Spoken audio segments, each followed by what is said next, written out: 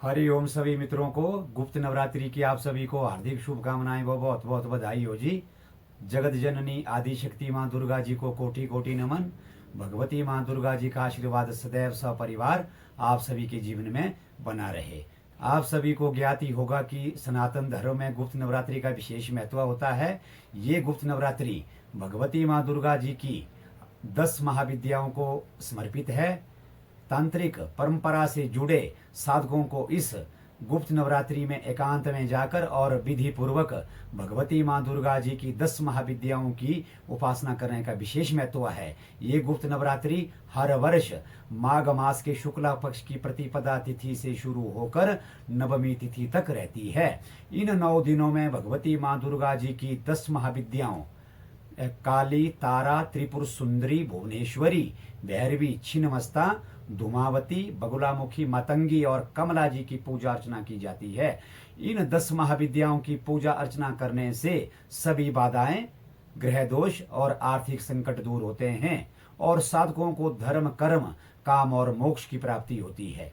गुप्त नवरात्रि में की गई साधना अत्यंत फलदायी मानी जाती है और इसे गुप्त रखने से मनोकामना शीघ्र पूर्ण होती है। इस वर्ष गुप्त नवरात्रि 19 जनवरी 2026 सोमवार से शुरू होकर 27 जनवरी 2026 मंगलवार तक रहेगी। पौराणिक कथा के अनुसार दारुक नामक एक शक्तिशाली राक्षस था जो भगवान ब्रह्मा जी का महान उपासक था। उसने अपनी महान उपासना से भगवान श्री ब्रह्मा जी से ये वरदान प्राप्त किया था कि उसे कोई भी पुरुष नहीं मार सकता। ये वरदान प्राप्त कर वह राक्षस अहंकारी हो गया और देवी देवताओं तथा ऋषि मुनियों को सताने लगा, धार्मिक अनुष्ठान बंद करवाने लगा और उसने स्वर्ग पर अपना अधिकार कर लिया। इस राक्षस के आतंक से भयभीत होकर सभी देवी देवता ऋषि मुनि भगवान श्री शिव जी की शरण में चले गए और इस दारुक राक्षस के आतंक को रोकने की प्रार्थना की।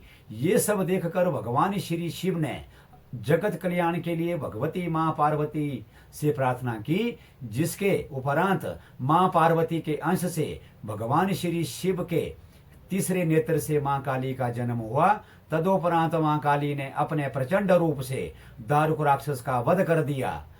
ज्ञात रहे, माँ काली के क्रोध की ज्वाला से संपूर्ण संसार जलने लगा। संसार को जलता देख भगवान श्री शिव ने एक बालक का रूप धारण किया और शमशान घाट में लेटकर रोने लगे तथा जिसे देखकर माँ काली का वात्सल्य भाव जागृत हुआ। माँ काली ने शिव बालक को उठाकर अपनी गोद में रखा और अपने स्तनों से दूध पिलाया। और यह भी ज्ञात रहे कि दूध के साथ साथ शिव बालक ने उनके क्रोध का भी पान कर लिया, जिससे मां काली के क्रोध की ज्वाला तो शांत हुई परंतु मां काली मूर्छित हो गई। तदोपरांत मां काली को पुनः होश में लाने के लिए भगवान श्री शिव ने तांडव नृत्य किया। उन्हें देखकर भगवती मां पार्वती भी नृत्य करने लगी और जिससे संसार में पुनः शांति स्थापित हुई और भगवती माँ पार्वती योगिनी कहलाई। ज्ञात रहे, ये कथा माँ काली के रौद्र रूप और सौम्य रूप दोनों को दर्शाती है। अति सौम्य अति रौद्राय नता तस्यै नमो नमः, नमो जगत प्रतिष्ठाय दैव्य कृत्ये नमो नमः। पुनः आप सभी को गुप्त नवरात्रि की हार्दिक शुभकामनाएं व बहुत बहुत बधाई हो जी। भगवती माँ दुर्गा जी का आशीर्वाद सदैव सपरिवार आप सभी के जीवन में बना रहे। हरि ओम नमो नारायण प्रभु भगवते श्री वासुदेवाय।